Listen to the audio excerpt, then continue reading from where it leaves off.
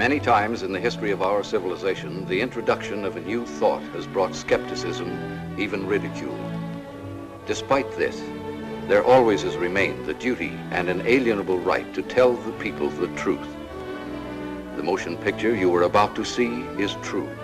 It is not fiction. Much of the information in it has never been told. You will see it here for the first time. On July 29, 1952, at the Pentagon, a press conference was held. This is the actual official transcript of that conference. Among those participating were Major General Roger M. Ramey, Director of Operations, USAF, Colonel Donald L. Bauer, Technical Analysis Division, Air Technical Intelligence Center, and Captain Edward J. Ruppelt, Aerial Phenomenon Branch, Air Technical Intelligence Center. This is Major General John A. Samford, Director of Intelligence, United States Air Force, who conducted the conference. Why was the conference held? It all began with an incident which occurred in 1947. On the afternoon of June 24th of that year, Kenneth Arnold made the first report on flying saucers. On this day, Arnold took off from Chehalis, Washington, and flew toward the Rainier Plateau at an elevation between 9,000 and 10,000 feet. Over Mineral, Washington, he observed a formation of very bright objects to the north. He radioed ahead that they appeared to be close to the mountaintops and traveling at tremendous speed. When Arnold came in for a landing at Pendleton, airport personnel and the local press were waiting for him.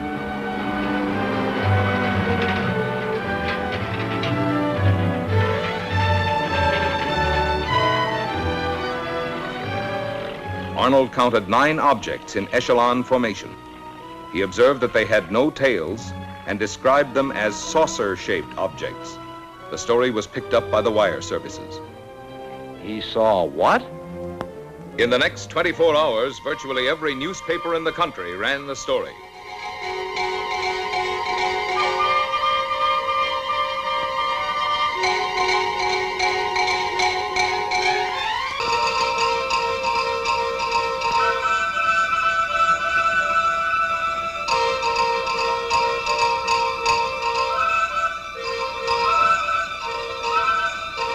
The Arnold report precipitated an avalanche of sightings from cities, towns, villages, from every section of the country.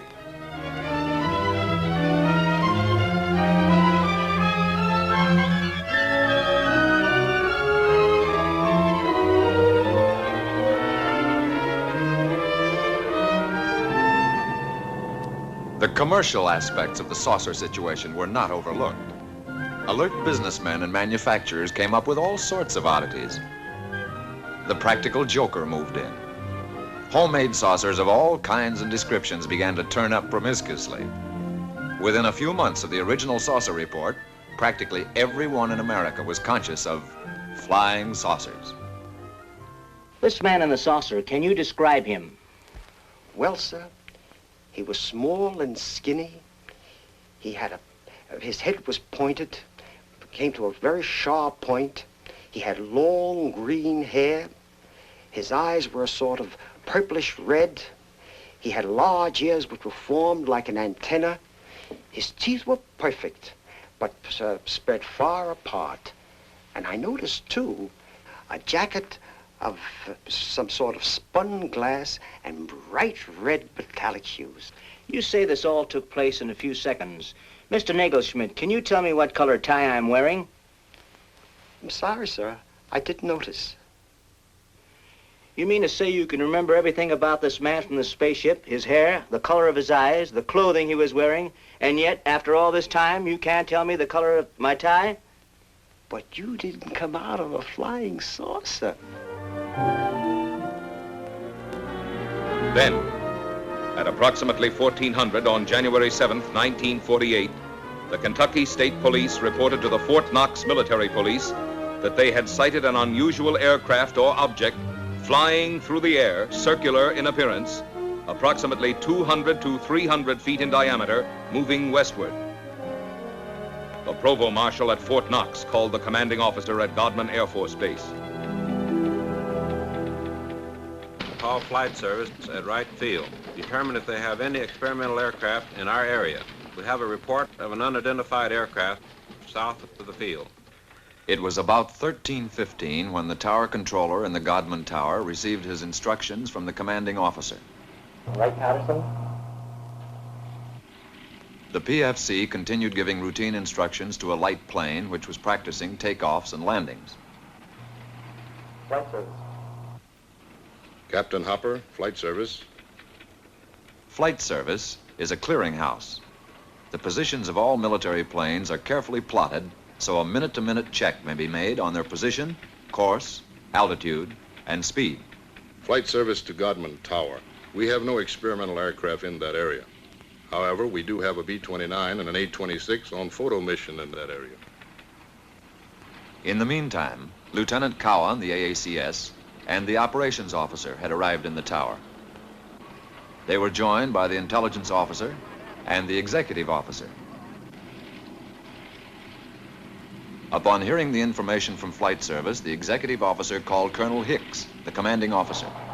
Colonel Hicks, can you come over to the field, please? At about 13:50, the tower controller saw an object south of Godman Field and directed it to the attention of the tower.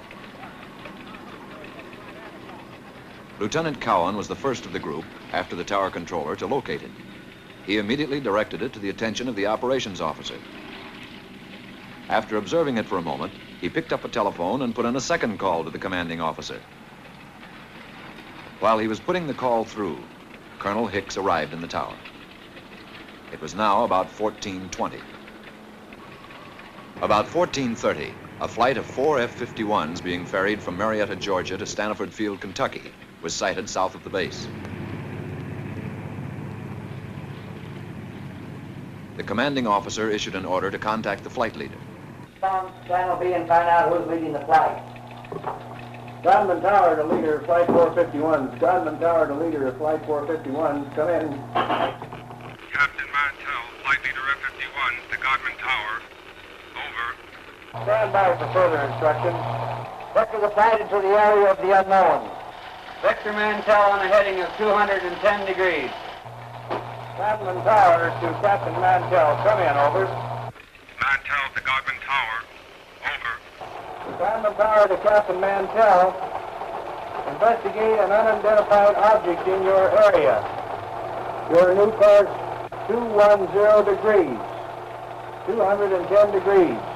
Mantell to Godman Tower. Changing heading to 210. Wilco, out.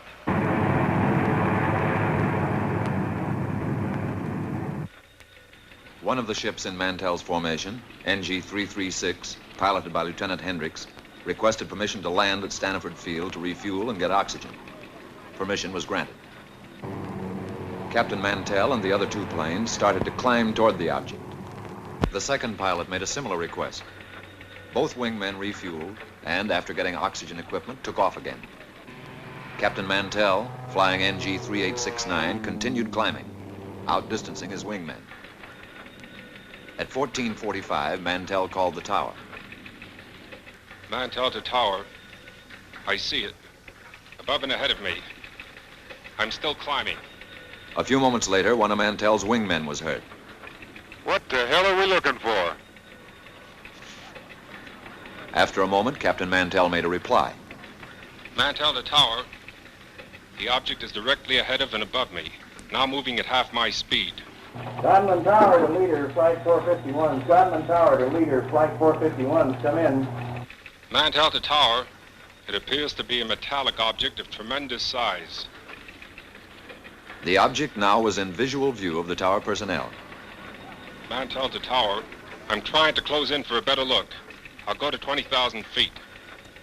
Shortly after this, Pilot Hammond, the remaining wingman with Mantell, called Mantell over his radio. Level off, Captain, until I've regained visual contact. The personnel in Godman Tower waited tensely for Mantell's reply, but he made no answer. A moment later, Pilot Hammond made another report to the tower. Mantell seemed to have disappeared. Mantell had apparently climbed beyond his wingman. At 15:25, the remaining wingman broke off and returned to Stanford Field. The object, which was in visual sight from the tower, as were the F-51s during the chase, disappeared at approximately 1550. The F-51s were first lost to view, and then the object went behind a cloud. Godwin Tower to Captain Mantell. Come in. Over. This is Godwin Tower to Captain Mantell. Come in. Over. At 1750, Staniford advised Godman Tower that Mantell had crashed 5 miles southwest of Franklin, Kentucky. The crash had occurred at approximately 1645. Captain Mantell was killed.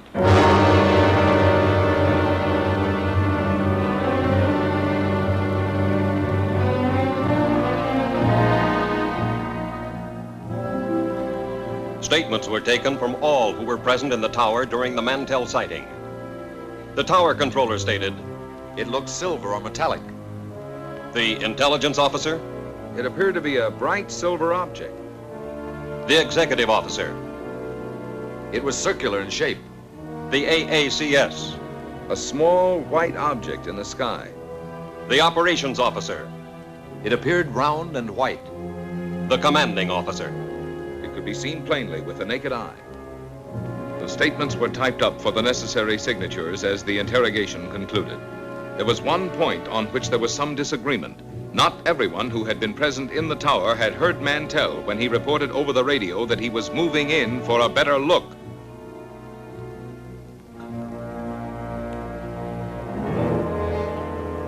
The more lurid sections of the press reported that fragments of Mantell's plane were found to be radioactive. Some news sources reported that an autopsy revealed that Mantell had been killed by some kind of death ray unknown to our men of science. These reports were false.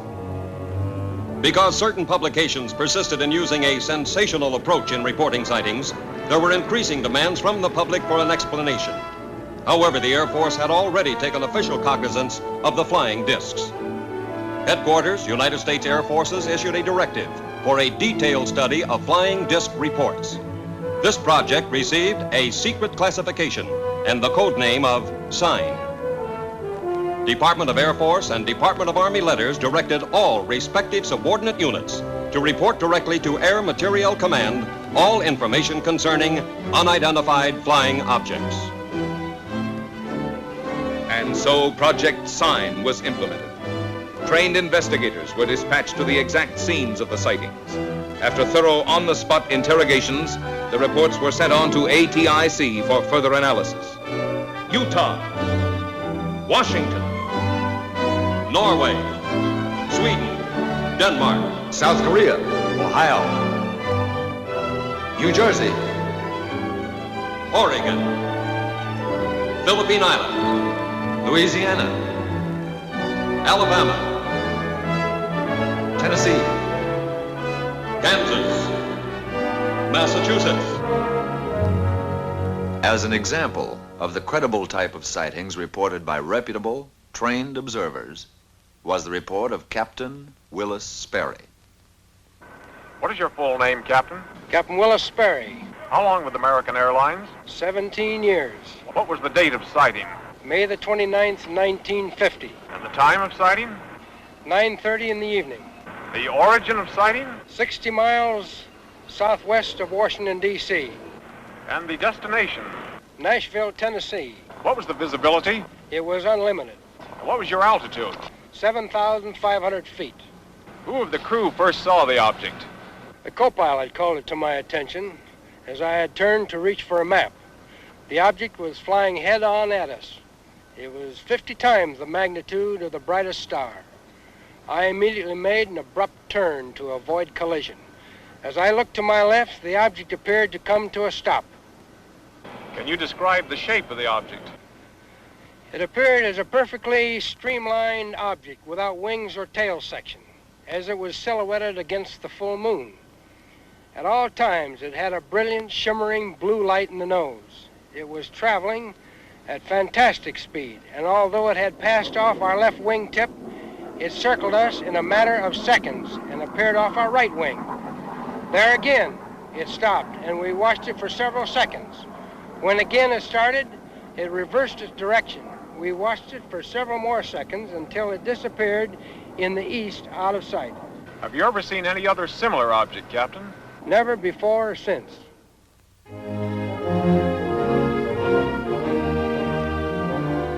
On January 9th, 1950, the press reported that Project Sign was closed. From now on, the Air Force stated, its only similar activity would be the routine conventional watch for unidentified flying objects. This is the Daily News building in Dayton, Ohio. My name is Al Chop. A short time after my discharge from the Marine Corps, I paid a visit to the newspaper where I had previously worked as a reporter for 5 years. Well, Al, you rascal. Glad to see you. Good to see you. Keeping yourself. The editor was a close friend, and he tried to convince me to take back my old job on the paper. He was very persuasive, but for personal reasons, it didn't interest me. Oh, but you remember the old days here. Now it's all different. 3 hours for lunch, double time for overtime, blonde copy girls. Once he realized that my mind was made up, he made another suggestion. It was due to this casual suggestion that I walked right into the middle of the flying saucer story. Ever since the Korean situation, there's a lot of activity out at Air Material Command. You could fit right in that public information office there. Who's the man to see out there? Friend of mine, Major Cross. I'll call him now. The idea appealed to me.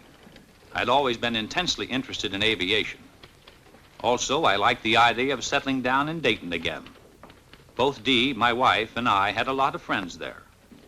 It would be like coming home again. The editor set up an appointment for me at Air Materiel Command. This is what I wanted, but a man never knows what he's getting into. The next day, I went out to AMC and talked to the major. He seemed satisfied with my newspaper background. I was interviewed by a personnel official who filled out the necessary papers preliminary to an Air Force security check. Full name? Albert M. Chop, C-H-O-P. Age? 35. Married? Wife's name? Dolores. Children? Girl, age 11, boy 5.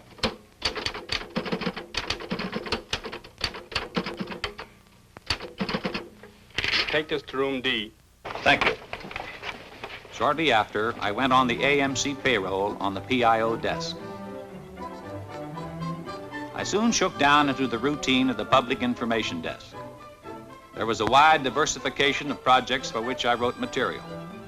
Most of it was released as newspaper copy, with an occasional article published in the magazines. I wrote a piece on a portable printing press that could be set up close to the front line. These presses printed daily bulletins, which proved of great value in sustaining morale of frontline troops. I did a few pieces on helicopters, which were coming into wide use in Korea.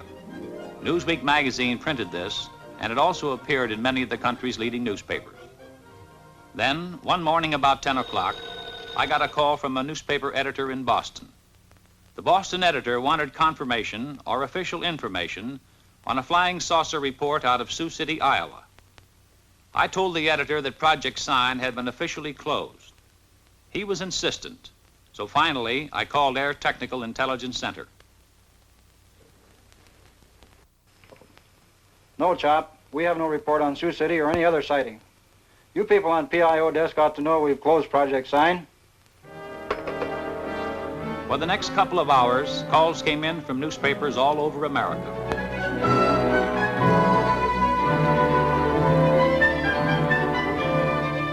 Gradually, I was able to piece the story together. On the previous evening, a commercial airline DC-3 in Sioux City, Iowa, had requested clearance from the tower to take off. The tower held them up, informing the pilot that there was a light in the west that they thought might be a light plane. The tower stated that they were trying to contact it, but were unsuccessful. The tower was in contact with another light plane that was coming in for a landing. The DC-3, engines idling, stood by at the end of the runway until the light plane landed and taxied off the strip. The tower then gave the DC-3 pilot permission to take off.